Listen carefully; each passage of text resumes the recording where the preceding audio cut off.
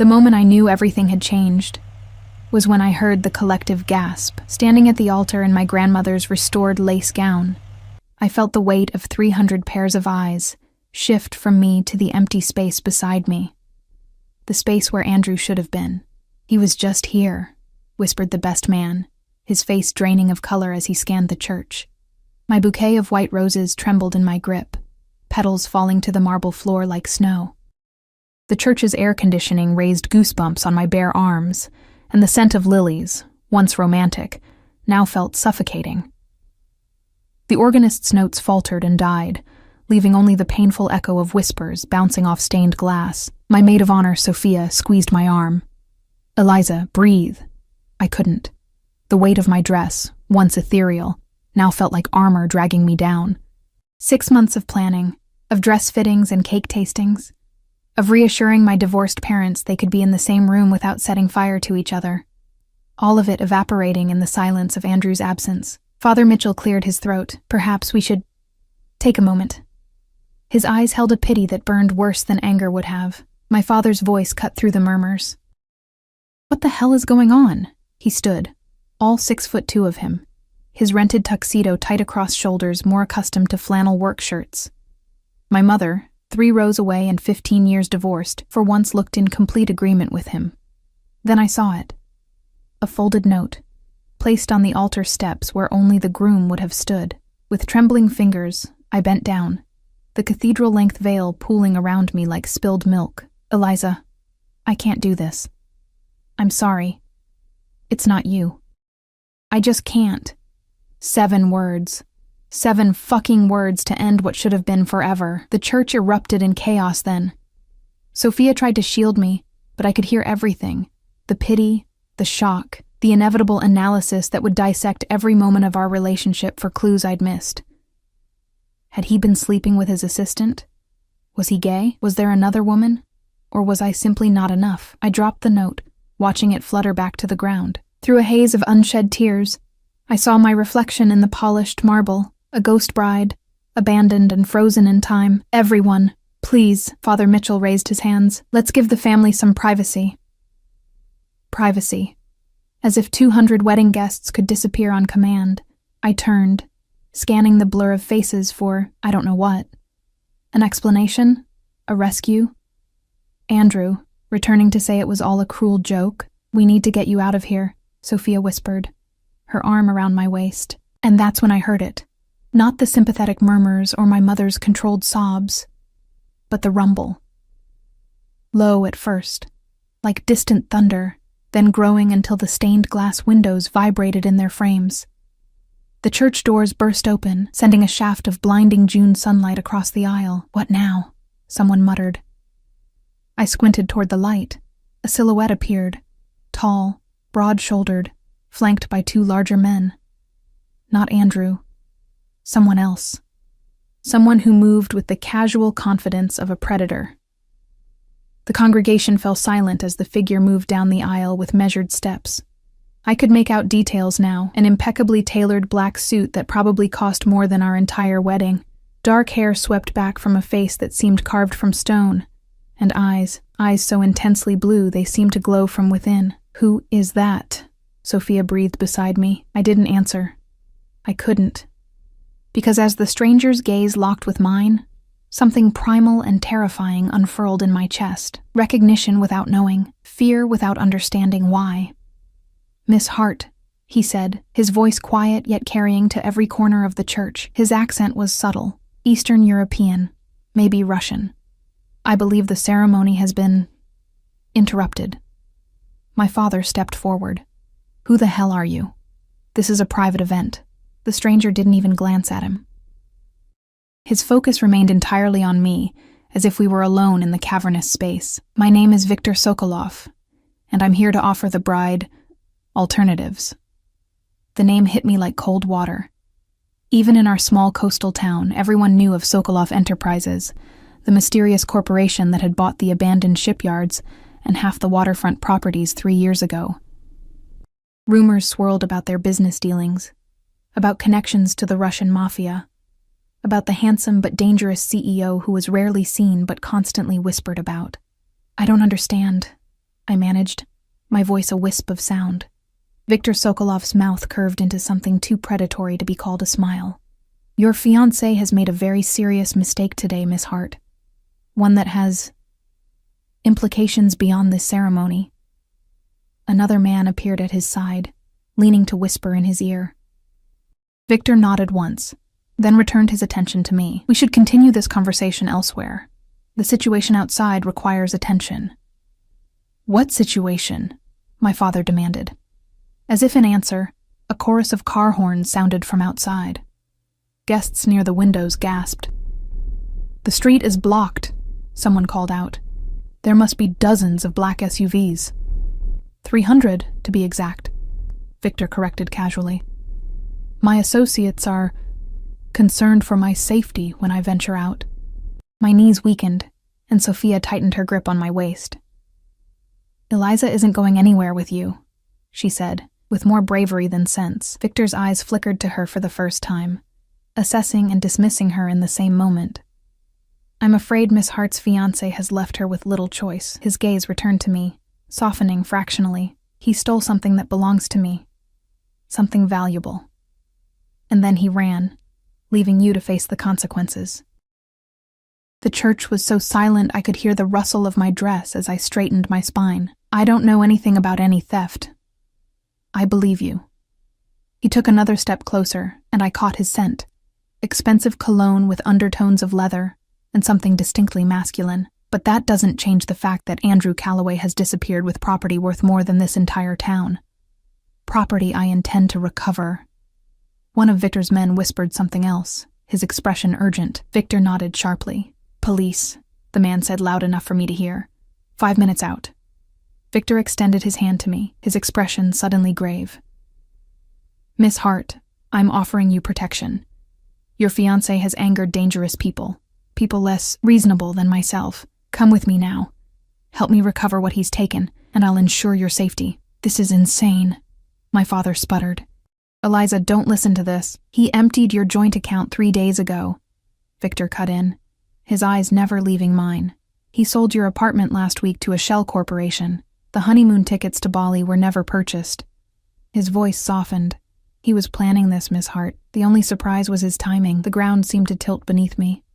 How could Viktor Sokolov know these things? And yet, something cold and certain in my gut told me he wasn't lying. Sir, one of his men pressed. We need to move. Viktor's hand remained extended. Miss Hart, Eliza, time is something we don't have. In that moment, with 200 guests watching, with my parents' opposing voices creating a storm of confusion, with Sophia clutching my arm, and the ghost of Andrew's betrayal hanging in the air, I made the decision that would change everything. I placed my hand in Viktor Sokolov's. His fingers closed around mine, warm and strong. Something electric passed between us, a current of danger, possibility, and fate. Wise choice, he murmured, pulling me gently toward him. To the church at large, he announced, the bride will be coming with me. The reception, unfortunately, is canceled. Eliza, my mother's voice shrill with panic. I'll be okay, I called back, though I had no idea if that was true. I'll call you. Viktor's arm encircled my waist, strong and possessive. My men will explain everything to the police, he said, guiding me toward a side door rather than back up the aisle. Your family will not be harmed. The implication that they could be harmed sent ice through my veins. Who are you really? I whispered, as we moved through the sacristy, my dress rustling against ancient wooden cabinets. His blue eyes met mine, and for a moment, I glimpsed something like regret in them. Someone who always collects what's owed to him, he said simply. Then he added, more softly, and someone who would never have left you standing alone at an altar. Outside, through a narrow door I'd never noticed before, a black Rolls-Royce waited, its engine purring. Viktor's hand at the small of my back guided me inside, the satin of my dress pooling around me in the spacious interior. As we pulled away, I caught a glimpse of what Viktor had meant. The street was a sea of black vehicles, SUVs, sedans, even armored cars, their drivers standing beside them, all wearing identical black suits and earpieces. A blockade of wealth and power and implicit threat. "Why are you doing this?" I asked as Victor settled beside me, his shoulder nearly touching mine. He studied me for a long moment, his face unreadable in the dim light. "Your fiancé stole $5 million and sensitive information from me. Information that could get many people killed." His jaw tightened. "But that's not why I'm here personally." "Then why?" His hand moved to cover mine, his touch unexpectedly gentle. "Because I've been watching you for 6 months, Eliza Hart, ever since Andrew Calloway entered my organization and put you at risk." His gaze traveled over my face with an intensity that made my skin flush. "And I've decided that while I must recover what he stole, I find I want to keep what he abandoned." The car accelerated smoothly away from the church, from the life I'd planned, from everything I'd ever known, and as the town blurred outside the tinted windows, I realized I was moving toward something I couldn't begin to understand. Something dangerous, forbidden, and strangely inevitable. I had become collateral in a game I didn't know existed, property transferred from one man to another. Only this time, the man who claimed me had no intention of letting me go. The Rolls-Royce glided through streets I'd known my entire life, yet everything looked different now, sharper, more vivid, as if my senses were compensating for the unreality of my situation. My wedding dress spilled across the leather seat between Victor and me, a pool of white against the black interior. "Where are we going?" I asked, my voice steadier than I felt. Victor's eyes met mine briefly before returning to the passing scenery. "Somewhere safe. My residence on the Bluffs. The Bluffs." Everyone in town knew about the massive estate that had been constructed on the coastal cliffs 3 years ago. A modern fortress of glass and stone, surrounded by walls and security systems. No one from town had ever been inside, though rumors circulated about helicopter pads and underground tunnels. And then what? I clutched my bouquet, now wilted and shedding petals onto the pristine floor. "You keep me prisoner until Andrew returns with whatever he took." Something dangerous flashed in Victor's eyes. "You are not a prisoner, Eliza. You are under my protection." His hand came to rest on the seat between us, close enough that I could feel its warmth but not touching me. "As for Andrew, I have men tracking him. It's only a matter of time." The casual way he spoke of men tracking my runaway groom sent a chill through me. "And when they find him?" Victor's expression hardened. "That depends entirely on him, and on the condition of what he's taken." I turned to look out the window, fighting back tears that threatened to spill. The coastal highway stretched before us, the afternoon sun casting long shadows across the road. In another life, the one I'd planned until an hour ago, I would be having my first dance with my husband right now, champagne flowing, surrounded by well-wishers. Instead, I was being whisked away by a man who radiated danger, a man who commanded an army of black vehicles and stone-faced guards, a man who spoke of my fiancé as if he were already dead. "You're thinking about what should have been happening now," Victor said quietly, reading my thoughts with unnerving accuracy. "The reception. The celebration." I nodded, not trusting myself to speak. "He never deserved you." The words were spoken with such conviction that I turned to look at him. Victor's profile was sharp against the dying light. Strong jaw, straight nose, dark brows drawn together in what appeared to be genuine anger. A man who runs when faced with commitment is not a man at all. "You don't know anything about us," I whispered. Victor's laugh was soft and without humor. "I know everything about you, Eliza Marie Hart, born at Memorial Hospital 28 years ago, valedictorian at Lincoln High, full scholarship to state for English literature. Returned home to teach at your old high school after your father's heart attack 4 years ago." His eyes held mine, unblinking. "I know you volunteer at the animal shelter every other Saturday. I know you take your coffee with almond milk because regular dairy gives you migraines. I know you sleep with your window open even in winter." My blood turned to ice. "How?" "The moment Andrew Calloway entered my organization, I had you investigated. It's standard procedure for anyone connected to my employees." His voice softened fractionally. "At first, it was merely precautionary. Then it became personal interest." The implication hung in the air between us. This man had been watching me, learning intimate details of my life, while I remained completely unaware of his existence beyond local rumors. "That's stalking," I said, anger finally breaking through my shock. "That's protection," he countered, unfazed, "and wisdom." The man you trusted was embezzling funds and selling information that could get people killed. His fingers drummed once on the leather seat. "Including you. Had others discovered his activities before I did?" The car slowed as we approached an unmarked turnoff from the coastal road. Massive iron gates appeared, swinging open silently as we approached. 2 armed guards nodded respectfully as our car passed. "Welcome to Sokolov Estate," Victor said as the house came into view. Estate was an understatement. The structure before us was a modernist masterpiece, cantilevered glass and steel emerging from the cliffside as if it had grown there naturally. Multiple levels cascaded down toward the ocean, each with expansive terraces. The grounds were immaculate, with sculptures placed strategically among gardens that somehow appeared both wild and precisely maintained.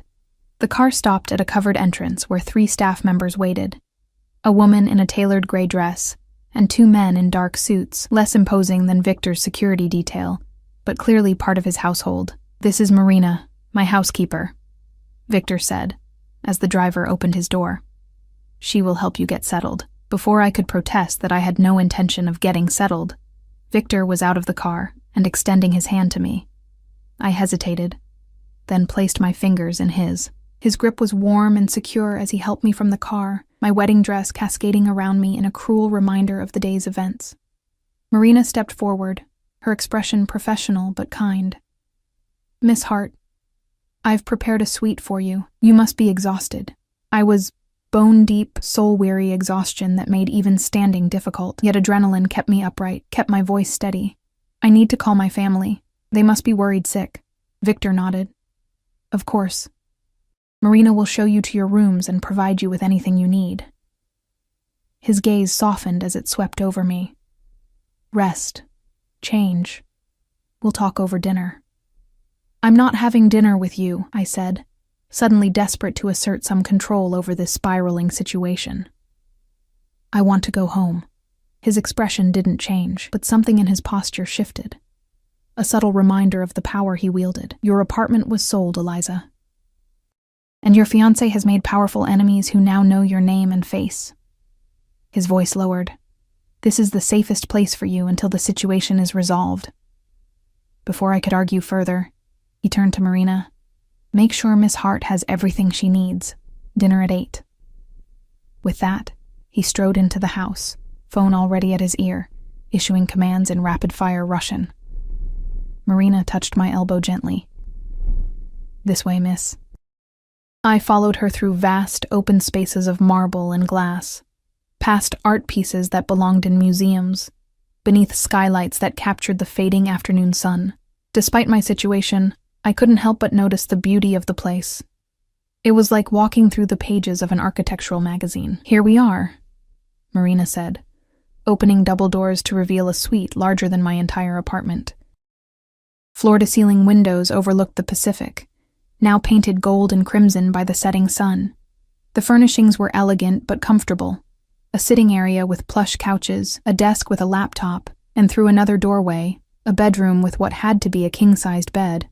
"The bathroom is through there," Marina indicated another door. "I've laid out some clothes that should fit you. And here," she handed me a new phone. "Mr. Sokolov asked that you use this. Your family's numbers have been programmed in." I took the phone, noting it was the latest model, still in its box. "Am I being monitored?" Marina's expression remained neutral. "Mr. Sokolov values privacy. The phone is secure but not monitored." She hesitated. "He is not what the rumors say, Miss Hart." "And what do the rumors say?" "That he is cruel, cold, dangerous." She straightened a vase of fresh flowers on a side table. "He is dangerous, yes, but only to those who betray him. To those under his protection, he is generous." I sank onto the edge of a chair, the weight of my wedding dress suddenly unbearable. "I don't want his protection or his generosity. I want my life back." Marina's eyes held unexpected compassion. "The life you had was built on lies, miss. Mr. Sokolov has resources to help you build a new one. She moved toward the door. Ring if you need anything. The bathroom has everything for a bath if you wish. Left alone, I finally allowed the tears to come, hot and relentless. I cried for the humiliation, for the betrayal, for the life I'd planned that had evaporated in an instant. I cried until my throat was raw and my eyes burned. When I could cry no more, I forced myself to stand. In the massive bathroom, all marble and glass with a soaking tub that could fit 3 people, I caught sight of myself in the mirror. My carefully applied makeup had left dark trails down my cheeks. My updo had collapsed, sending tendrils of hair around my face. The wedding dress, once perfect, now looked like a costume, something from another woman's life. With trembling fingers, I began to undo the tiny pearl buttons down my spine. It took nearly 15 minutes, but finally the dress slipped from my shoulders, pooling around my feet like surrendered dreams. I stepped out of it, leaving it in a heap on the floor, and turned on the shower. Under the scalding spray, I scrubbed away the day, the makeup, the hairspray, the scent of church lilies, the lingering touch of Andrew's kiss on my cheek, before he disappeared to check something and never returned. When I emerged, skin pink and raw, I found clothes laid out on the bed, soft loungewear in pale blue that fit perfectly, as Victor had promised. I picked up the secure phone and called my mother. "Eliza." Her voice was thick with tears. "Are you all right? Where are you?" "The police are here and they're saying..." "I'm safe," I cut in. "I'm at Sokolov's house on the bluffs. He says Andrew stole from him, that he was planning to leave me all along." "Oh, sweetheart," my mother's voice broke.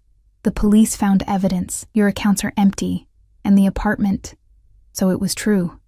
The betrayal cut fresh again. "Mom, I need time to figure this out. I'll call you tomorrow, I promise." After reassuring both my parents that I wasn't being held against my will, a half-truth at best, I hung up and moved to the windows. Night had fallen, and the ocean was a vast darkness beyond the glass, broken only by the silver path of moonlight on the water. A soft knock at the door startled me. Marina stood there with a silver tray. "Mr. Sokolov thought you might prefer to eat here tonight," she said, placing the tray on a small table. "He understands you've had a difficult day." The unexpected consideration caught me off guard. "Thank him for me," I said, suddenly ravenous despite everything. After Marina left, I lifted the silver dome to find a perfect meal: roasted chicken, vegetables, fresh bread, and a glass of white wine. As I ate, I noticed a folded note beside the plate. "Eliza, rest tonight. Tomorrow we'll talk about Andrew, about what he took, and about your future. Know that you are safe here. No one enters these grounds without my permission, and no one will harm you while you're under my protection. If you need anything at all, just ask. Victor." His handwriting was strong and precise, like everything else about him. I traced the letters with my fingertip, trying to understand the man who had upended my life within the space of hours. Was he my captor or my savior? A dangerous criminal or a businessman protecting his interests? And why did he look at me with that intensity, as if he'd been waiting for me long before Andrew entered his organization? After dinner, exhaustion claimed me. I crawled into the massive bed, sinking into sheets that probably cost more than a month of my teacher's salary. Through the windows, I could see stars scattered across the sky and the distant lights of boats on the water. I should have been married by now, should have been in Andrew's arms, not alone in the house of a man who might be a mobster. Yet as sleep pulled me under, a treacherous thought emerged. Victor Sokolov had shown more concern for my well-being in a few hours than Andrew had in our entire final month together. When I dreamed, it wasn't of Andrew's betrayal or the humiliation at the church. Instead, I dreamed of intense blue eyes watching me from the shadows, of strong hands reaching for mine, of a voice that promised both danger and protection in the same breath. I woke gasping in the pre-dawn light, sheets tangled around my legs, the phantom sensation of Victor's touch still lingering on my skin. Morning light streamed through the wall of windows, painting golden paths across the polished floor. For a blissful moment I existed in the limbo between sleep and wakefulness, free from memory or consequence. Then reality crashed back, The abandoned wedding, Andrew's betrayal, Viktor Sokolov and his world of dark power that had somehow engulfed me. I sat up, running my fingers through tangled hair. The clock beside the bed read 8:17. In another life, I'd be waking up in Bali now, in a honeymoon suite with... No, I wouldn't torture myself with those thoughts. A soft knock interrupted my spiral. "Miss Hart?" Marina's voice. "May I come in?" "Yes," I called, pulling the sheets higher though I was fully dressed in the borrowed loungewear. Marina entered carrying a tray with coffee and what smelled like fresh pastries. She placed it on the bedside table, then moved to open the curtains fully, revealing a breathtaking view of the Pacific stretching to the horizon. "Mr. Sokolov asked me to inform you that he's in meetings until noon," she said, pouring coffee into a delicate porcelain cup. "He hopes you'll join him for lunch on the lower terrace at 1 o'clock. I accepted the coffee, grateful for its warmth and normalcy. "Am I allowed to leave my room?" I asked, unable to keep the edge from my voice. Marina's expression softened. "Of course, Miss Hart. You're a guest, not a prisoner." She gestured toward a closet I hadn't noticed the night before. "I've taken the liberty of providing some clothes that should fit you. Your wedding dress has been properly stored." I flinched at the mention of the dress. "Thank you. The house and grounds are at your disposal, though I would recommend staying within the security perimeter." Marina moved toward the door. "If you need anything, just press 0 on any house phone. The pool is heated, if you'd like to swim, and the library is on the main floor, East Wing." After she left, I sipped my coffee and nibbled at a flaky chocolate croissant, wondering how Marina, or Viktor, knew I had a weakness for them. The thought of being so thoroughly investigated made my skin crawl. Yet the small consideration touched something in me nonetheless. I showered again, scrubbing away the remnants of dried tears, then explored the closet Marina had mentioned. It contained an assortment of casual but expensive-looking clothes. Jeans, sweaters, blouses, all in my size. The fact that Viktor had prepared for my arrival, perhaps even before Andrew's betrayal, sent a fresh wave of unease through me. I selected jeans and a soft cream sweater, then slipped on a pair of leather ankle boots that fit perfectly. My engagement ring caught the light as I dressed, the 3-carat diamond suddenly seeming like a prop from a play I'd been performing without knowing the script. I twisted it off and placed it on the nightstand, my finger feeling strangely naked without its weight. Venturing from my suite, I wandered through corridors adorned with what appeared to be original artwork. A Monet here, what looked suspiciously like a Picasso there. The house was quiet except for the occasional staff member who nodded respectfully as I passed. No sign of Viktor or his security detail. I found the library Marina had mentioned. A 2-story room with floor-to-ceiling bookshelves and leather chairs that invited hours of reading. Running my fingers along spines that included everything from Russian classics to modern bestsellers, I selected a thriller I'd been meaning to read and curled up in a chair by the window, but the fictional suspense couldn't compete with the reality of my situation. After reading the same paragraph 5 times, I gave up and returned the book to its shelf. The house seemed to go on forever, each room more impressive than the last. A music room with a grand piano, a home theater that would put commercial cinemas to shame, a gym with equipment I couldn't begin to name. Yet for all its luxury, the place felt empty, impersonal, like a stage set waiting for life to happen within it. Eventually, I found my way outside to a series of terraced gardens that cascaded down the cliffside. The air was crisp with salt and cypress, the sun warm on my face despite the October chill. In the distance, I could see the faint outlines of boats on the horizon. Beautiful, isn't it? I spun around to find Viktor standing a few feet away. In daylight, he was even more striking, tall and broad-shouldered in a charcoal suit that fit him like a second skin. His dark hair was swept back from his face, emphasizing the sharp angles of his cheekbones and jaw. But it was his eyes that held me, blue as the deepest part of the ocean, watching me with an intensity that made my breath catch. "I didn't hear you approach," I said, hating how breathy my voice sounded. "Old habit." He moved to stand beside me at the stone balustrade, looking out over the water. "I trust you slept well as could be expected after being abandoned at the altar and kidnapped by a suspected criminal," I replied, finding my spine. Viktor's lips curved slightly. "Not kidnapped, Eliza. Protected." "Is there a difference?" "Significant."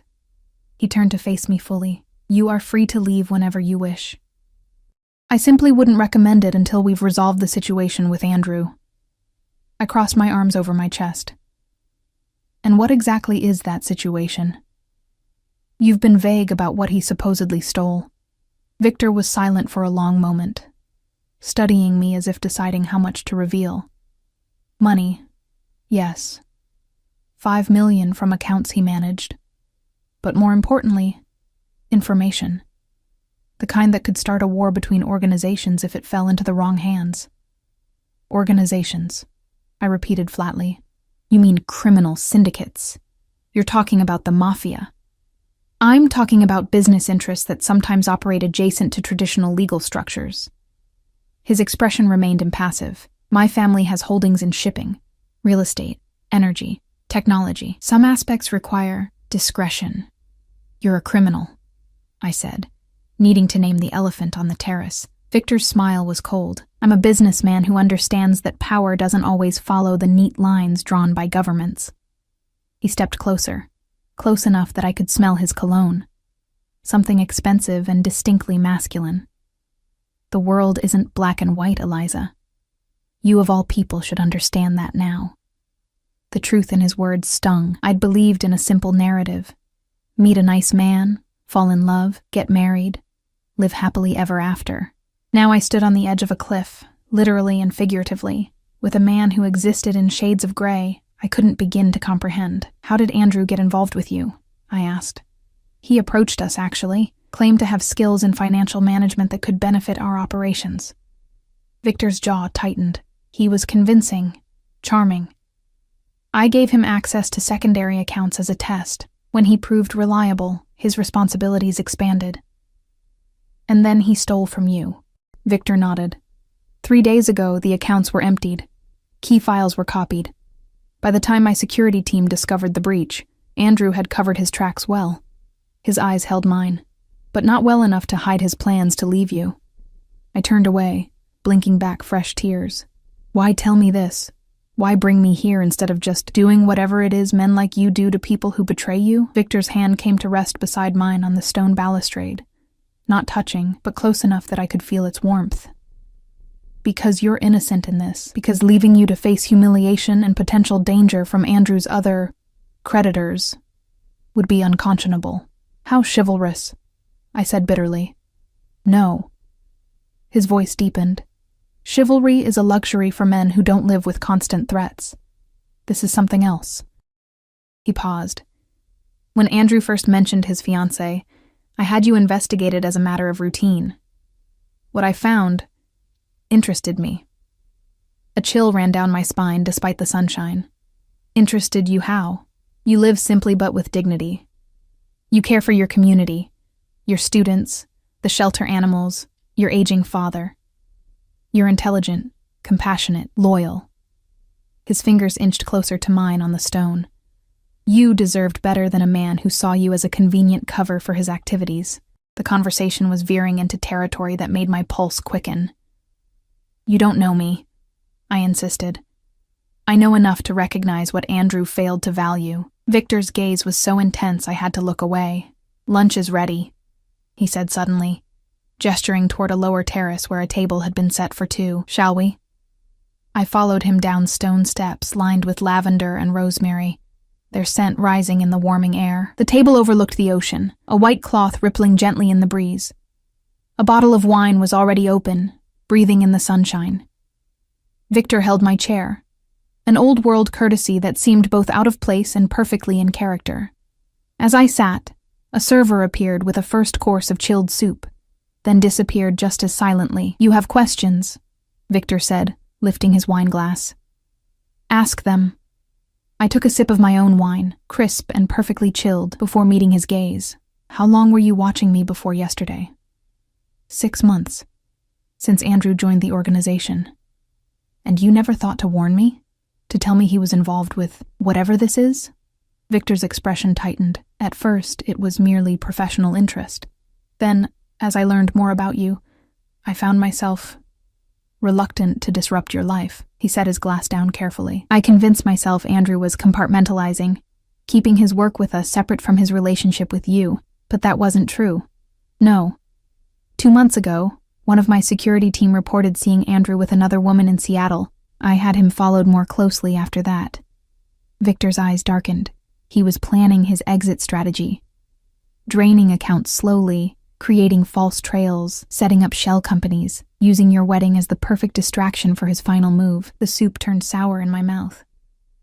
So, yesterday at the church, I'd received word that the accounts had been emptied, that Andrew was planning to run immediately after the ceremony. Victor's fingers tightened around his wine stem. I arrived intending to stop the wedding, to spare you being bound to a man who would disappear with your honeymoon money before the reception ended. But he beat you to it. Victor inclined his head. He must have been tipped off about my movement in the area. It was unexpected. The server returned, clearing our soup bowls and replacing them with a delicate salad of greens, fruit, and nuts. We ate in silence for a few moments, the only sounds the distant crash of waves and the call of seagulls. What happens now? I finally asked. Your men find Andrew, recover whatever he took, and then what? What happens to me? Victor studied me over the rim of his glass. That depends on what you want, Eliza. I want my life back, I said automatically. The life with a man who betrayed you? Who emptied your accounts and sold your home without your knowledge? His voice was gentle despite the harsh words. That life is gone, but I can offer you alternatives. There it was again. That word he'd used in the church. What alternatives? Financial security, for one. Compensation for what Andrew took from you. Victor leaned forward slightly. I have connections across the country. Across the world. Whatever you wish to do. Continue teaching. Return to university for an advanced degree. Travel. I can facilitate. Why would you do that? What's in it for you? Something flashed in his eyes, something possessive and hungry that made my heart race. Let's just say I believe in balancing scales. Andrew took from both of us. I'd like to recover what's mine and ensure you recover what's yours.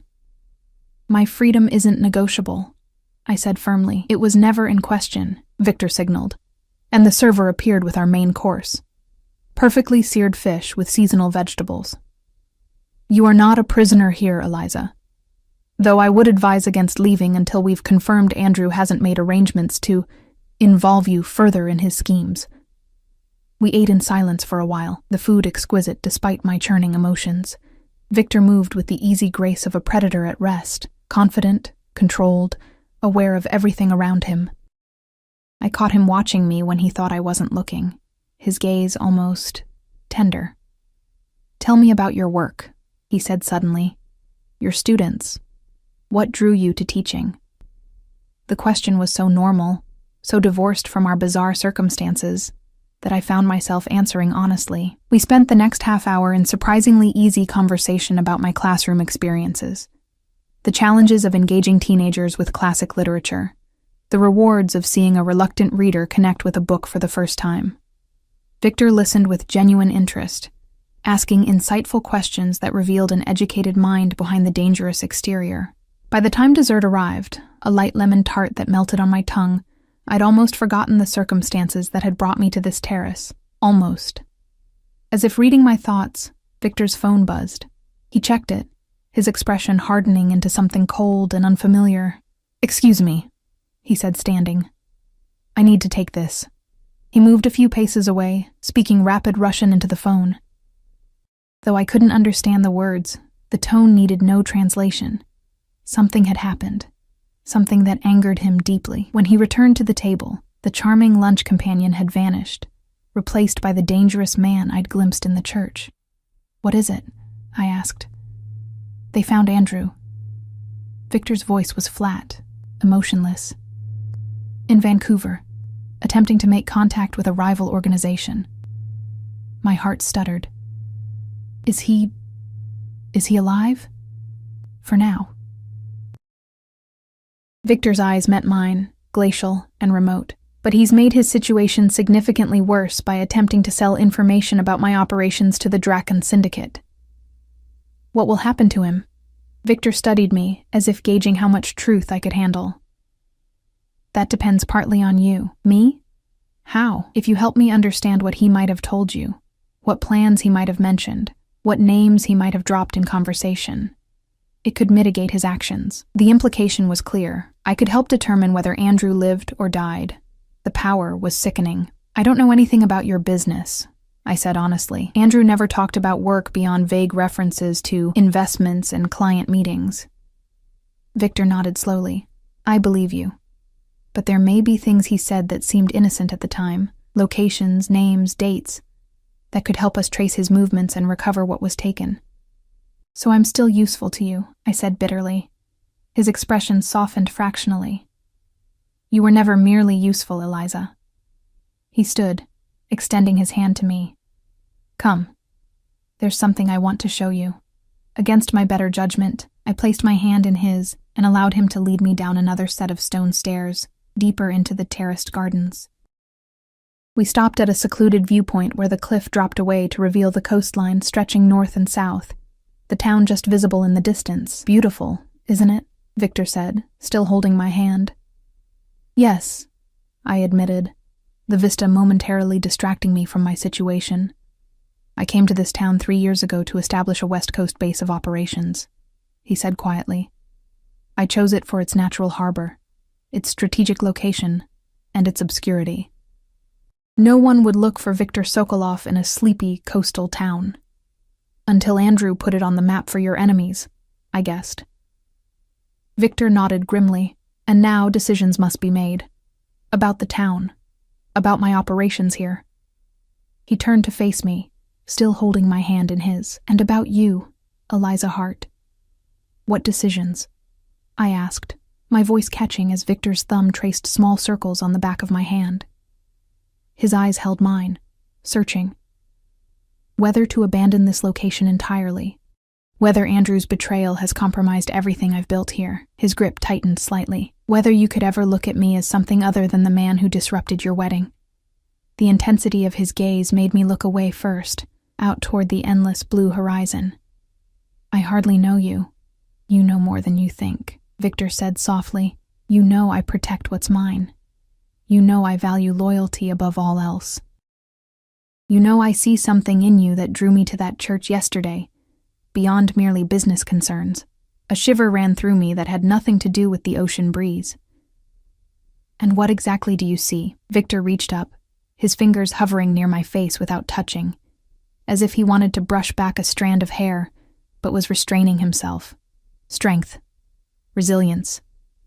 Beauty, yes, but more than that. A soul that doesn't belong with a man who would abandon you at the first sign of trouble. His words stirred something dangerous in me, a flicker of warmth in the cold emptiness Andrew had left behind. I stepped back, needing distance from Victor's magnetic pull. My fiancé just left me at the altar, I said, crossing my arms over my chest. I'm not exactly in the market for whatever you're implying. Victor smiled, a genuine expression that transformed his severe features. I'm not proposing, Eliza, not yet. The casual "not yet" hung in the air between us, loaded with implications that made my heart race. Before I could formulate a response, his phone rang again. This time, Victor answered in English. Sokolov. He listened, his expression darkening. When? How many? Secure the perimeter. No one enters or leaves. I'm on my way. He ended the call, already moving toward the house. Come, quickly. What's happening? I hurried to keep pace with his long strides. Complications. Victor guided me up the stairs with a hand at the small of my back. Gentle, but insistent. We need to get inside. The relaxed atmosphere of our lunch had evaporated, replaced by a tension that crackled in the air. As we entered through a glass door, Victor's security detail materialized. 4 men in dark suits, all with the unmistakable bulge of weapons beneath their jackets. Sir, one of them said. The helicopter is ready. Victor nodded sharply. Take Ms. Hart to her suite. Standard security protocol. No one enters without my direct authorization. Wait, I protested, as 2 men flanked me. What's going on? Victor's face softened as he looked at me. Andrew talked. The Draken Syndicate has sent people. They believe I'm vulnerable because of the breach. He stepped closer, lowering his voice. Stay in your room. You'll be safe there. But what about... I'll handle it. He brushed his knuckles against my cheek in a touch so fleeting I might have imagined it. "Trust me, Eliza." Then he was gone, striding down the corridor with the remaining security detail, issuing orders in rapid Russian. The two men escorted me to my suite, taking positions outside the door after I entered. Through the windows, I heard the distant thrum of helicopter blades. Then silence. I paced the room, trying to make sense of what was happening. Rival syndicates, security protocols, men with guns. This was so far removed from my quiet life of lesson plans and literature discussions that it felt like a fever dream. Hours passed. The sun began its descent toward the horizon, painting the ocean in shades of gold and crimson. I tried reading, then gave up. Tried watching the massive television that rose from a cabinet at the foot of the bed, but couldn't focus on anything. As darkness fell, Marina appeared with dinner on a tray. "Mr. Sokolov asked me to make sure you eat," she said, placing it on the small table by the window. "Where is he?" I asked, unable to keep the concern from my voice. Marina's expression revealed nothing. "Attending to business matters. He asked me to tell you he'll see you in the morning." After she left, I picked at the meal, some kind of delicate pasta with seafood that would normally have delighted me. Now it tasted like ashes in my mouth. I couldn't understand my own anxiety. Why should I care about Viktor Sokolov's safety? He was a criminal, a man who lived by his own rules, who had upended my life in the space of a day, and yet he had shown me more consideration in 24 hours than Andrew had in our final months together. He looked at me as if I were something precious, something to be protected at all costs. I moved to the window, pressing my palm against the cool glass. Somewhere out there, decisions were being made, perhaps lives ended, all because of information Andrew had stolen. Information he might have hidden in our apartment, might have mentioned in passing while I listened, without understanding the significance. A soft knock at the door startled me. One of the security guards entered, his expression grave. "Miss Hart, please come with me. Mr. Sokolov requests your presence." "Is he back?" I asked, already moving toward the door. "Yes, ma'am. This way." The guard led me through corridors I hadn't seen before, deeper into the house until we reached a heavy wooden door. He knocked once, then opened it without waiting for a response. The room beyond was clearly Victor's study. Dark wood paneling, leather-bound books, a massive desk positioned to view both the door and the windows overlooking the ocean. Victor stood with his back to me, silhouetted against the glass, a tumbler of amber liquid in his hand. "Thank you, Dmitri. That will be all." Victor didn't turn as the guard withdrew, closing the door behind him. I remained near the entrance, suddenly uncertain. Something had changed. The energy in the room was different, charged with an emotion I couldn't identify. "Is everything all right?" I asked when the silence stretched too long. Victor turned then, and I gasped. A cut sliced across his cheekbone, already darkening into a bruise. His knuckles were raw and red where they gripped the glass. "You're hurt," I said, taking an instinctive step toward him. "It's nothing." He took a long swallow of his drink, whiskey, from the smell that reached me. A disagreement that became physical. I moved closer, unable to stop myself. "What happened?" Victor set down his glass and crossed to a cabinet, withdrawing a first aid kit. The Dracon Syndicate sent representatives to discuss Andrew's offerings. The discussions did not go as they planned. The clinical way he described what had clearly been a violent confrontation chilled me. Are they dead?" Victor supplied, his smile grim as he extracted an antiseptic wipe. "No. Not all of them, at least.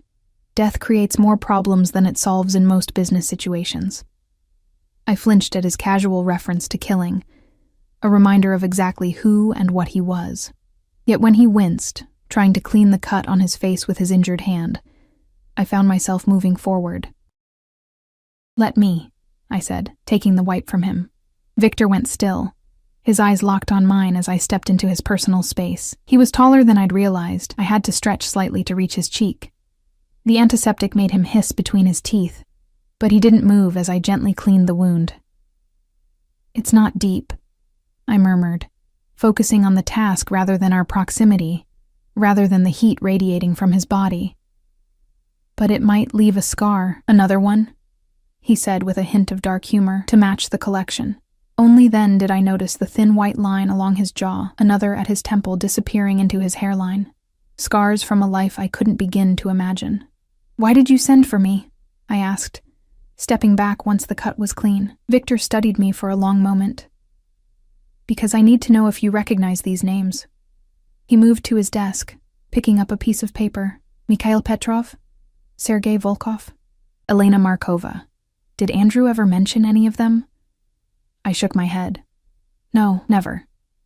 "What about locations? Did he ever mention Seattle, Vancouver? A place called the Hermitage?" "He went to Seattle sometimes for work," I said slowly, trying to remember details I'd paid little attention to at the time. "And he mentioned a client dinner at a restaurant called the Hermitage about 2 months ago." Victor's expression sharpened. "Did he say who he met there?" I closed my eyes, trying to recall. He said it was a potential investor. A woman. He said she was interested in expanding operations along the coast. Elena, Victor muttered, almost to himself. "The connection goes back further than we thought." I sank into a leather chair, suddenly exhausted. "I don't understand any of this. Why would Andrew risk stealing from you? Why try to sell your information?" Victor returned to the window, his profile sharp against the night sky. Greed, ambition, the belief that he was smarter than everyone else. He turned to face me. The Draken Syndicate offered him protection and a new identity in exchange for information about my operations. A fresh start. Without me. I added bitterly, "Yes." Victor's voice softened. "That was his mistake. Leaving you behind, unprotected, for my people to find. If he'd taken you with him," he trailed off, his expression darkening. "What would have happened if he had?" Victor's eyes met mine, cold and dangerous. "I would have found you both, but the outcome would have been different." A shiver ran down my spine. "You would have killed him." Without hesitation. Victor took a step toward me, then another, until he stood directly before my chair. "But you would have been safe. Always." The intensity of his gaze made it hard to breathe. "Why? Why does it matter to you what happens to me?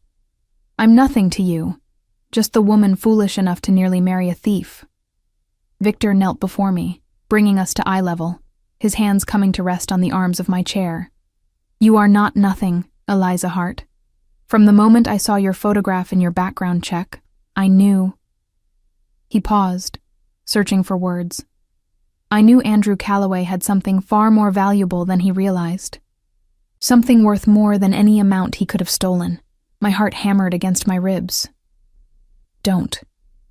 "Don't what?"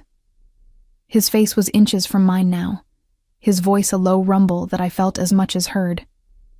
"Don't say things like that. Don't look at me like that." I gripped the chair to stop myself from touching him. "I don't even know you." "You do," Victor insisted. "You've seen me at my most dangerous and at my most vulnerable. You've tended my wounds. You've shared my table. You know more about the real Viktor Sokolov than anyone in this town, perhaps in this country. I know you're a criminal," I whispered. "I know you hurt people." "Yes." He didn't deny it, didn't try to justify himself. "I am what life has made me. But with you," his hand moved to hover near my face, not quite touching.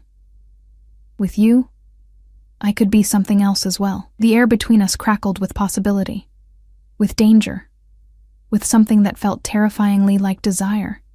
I should have been repulsed, should have been terrified. Instead, I found myself leaning toward him, drawn by a force I couldn't name. A sharp knock shattered the moment. Victor rose to his feet in one fluid motion as the door opened to reveal one of his security team. "Sir, we have a situation at the perimeter." Victor's expression hardened into the mask of the businessman, the crime lord. "What kind of situation?" "Police. They're demanding entry with a search warrant." My blood ran cold. "Police?" Victor's jaw tightened. "Someone made a report about a kidnapped bride." "I wasn't kidnapped," I protested. "I came willingly." "The police may see it differently." Victor moved to his desk, pressing a button that revealed a hidden panel in the wall. He withdrew something. A passport. I realized. This has your photograph, but a different name. If you wish to leave now, Dimitri will take you through the tunnel to the boat. You can be in Mexico by morning. I stared at him, stunned. You're letting me go? I told you, Eliza. You were never a prisoner. His voice was resigned, his eyes sad. The choice has always been yours. Stay and face questions about your involvement with me, or leave and start fresh. The passport felt heavy in my hand. A new identity. A way out. Freedom. And if I stay? I asked, my voice barely audible. Victor's expression softened. Then I protect you. From the police, from the Draken Syndicate, from anyone who would harm you. He stepped closer. And perhaps in time, you might see me as something more than the man who disrupted your wedding. Outside, sirens wailed, growing louder. Time was running out. Decide quickly, Eliza, Victor said quietly. For both our sakes. I looked down at the passport in my hand, the weight of it far heavier than its physical presence. A stranger's name beneath my photograph. A fresh start, freedom, and emptiness. With sudden clarity, I handed the passport back to Victor. I'm staying. Surprise flickered across his face, quickly masked by his usual control. You understand what that means? The questions? The scrutiny? I didn't do anything wrong, I said, straightening my spine. And neither did you. At least not regarding me. I came willingly. I'll tell them that. Something like admiration kindled in Victor's eyes. It won't be pleasant. Neither was being abandoned at the altar. I managed a weak smile. I survived that. I'll survive this too. Victor pressed a button on his desk phone. Dimitri, inform the officers at the gate that Ms. Hart and I will meet with them shortly. He glanced at me. And have Marina bring Ms. Hart's wedding dress to the main foyer. The dress? I asked after he disconnected. Evidence that supports our story, Victor explained, moving toward a concealed door behind a bookshelf. I need to change quickly. A man with blood on his shirt doesn't inspire police confidence. 10 minutes later, I stood in the massive entrance hall wearing yesterday's wedding dress, Victor beside me in an impeccable suit that showed no evidence of his earlier altercation. My heart hammered as the security team opened the main doors, revealing 4 police cars, lights flashing, and several officers with hands hovering near their weapons. Ms. Hart? A female detective stepped forward, her keen eyes assessing me for signs of distress. I'm Detective Reynolds. Are you all right? I'm fine, I said, forcing my voice to remain steady. There's been a misunderstanding. Your parents reported you might be held against your will, she said, gaze shifting suspiciously to Victor, after your fiancé abandoned the ceremony yesterday and you left with Mr. Sokolov. Victor's hand came to rest lightly at the small of my back, warm and reassuring. Perhaps we could continue this conversation inside, Detective, away from prying eyes. Detective Reynolds hesitated, then nodded. 2 officers will accompany us. In Victor's study, I explained everything, or a version of it at least. How Andrew had emptied our accounts and sold our apartment without my knowledge. How Victor, as Andrew's employer, had come to warn me but arrived too late. How he'd offered me sanctuary when I had nowhere else to go, my apartment already sold to new owners. You expect me to believe Sokolov arrived with a small army because he was concerned about your welfare?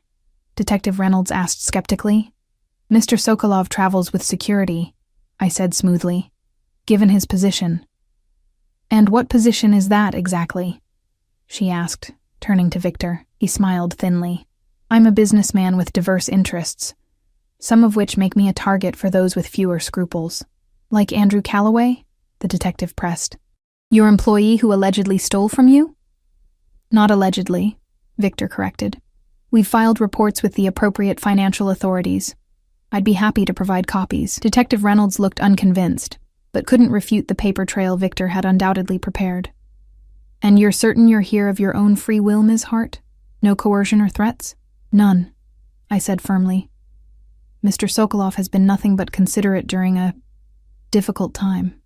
Her eyes softened slightly. I can imagine. Being left at the altar is traumatic enough without everything else. After another hour of questions, the detective seemed satisfied that, whatever Victor's business dealings might be, I wasn't being held captive. As the police prepared to leave, she handed me her card. Call me if anything changes, she said, her meaning clear. If you need help, I'm here. I nodded, thanking her with genuine gratitude for her concern, if not her suspicions. When the police cars finally disappeared down the winding drive, I sagged against the doorframe, suddenly exhausted. That was unpleasant, but necessary. Victor finished, his hand returning to the small of my back. You were remarkable. I looked up at him, really looked, trying to reconcile the dangerous man I knew him to be with the one who had stood beside me, supportive and steady. I told the truth. Mostly. The best kind of deception always is. A small smile played at his lips. Now perhaps you'd like to change out of that dress, unless you've developed a sudden attachment to it. I glanced down at the white lace that now felt like a costume from someone else's life. God, no. Upstairs, I peeled off the wedding dress for the second time, this time with no regrets as I hung it in the closet. After a hot shower, I emerged to find fresh clothes laid out, soft leggings and an oversized sweater that felt like armor against the emotional turbulence of the day. A knock at the door revealed Victor, now in casual clothes himself, dark jeans and a simple button-down that somehow made him look younger, more approachable. "May I come in?" he asked. I nodded, suddenly shy in a way I hadn't been when facing police interrogation. Victor entered, keeping a respectful distance as he moved to the windows where the last rays of sunset painted the ocean in fiery gold. "The police have left the property," he said, "but they'll be watching, and so will others." "The Draken Syndicate?" I guessed. Victor nodded grimly. "Among others. Andrew's betrayal has created ripples." I sank onto the edge of the bed. "What happens now?" "That depends." He turned to face me fully. "You've proven yourself loyal, Eliza. Loyal to a man you barely know, against your own best interests. I didn't do it for you," I said, needing him to understand. "I did it for me. Running feels too much like what Andrew did." Victor's expression softened. "Nonetheless, you've earned both my gratitude and my respect." He hesitated, then added, "And something else I'm reluctant to name so soon after your disappointment." My heart fluttered against my ribs. "Victor, you have options," he continued, as if afraid I'd stop him. "I've had my lawyers prepare documents returning your apartment to your name.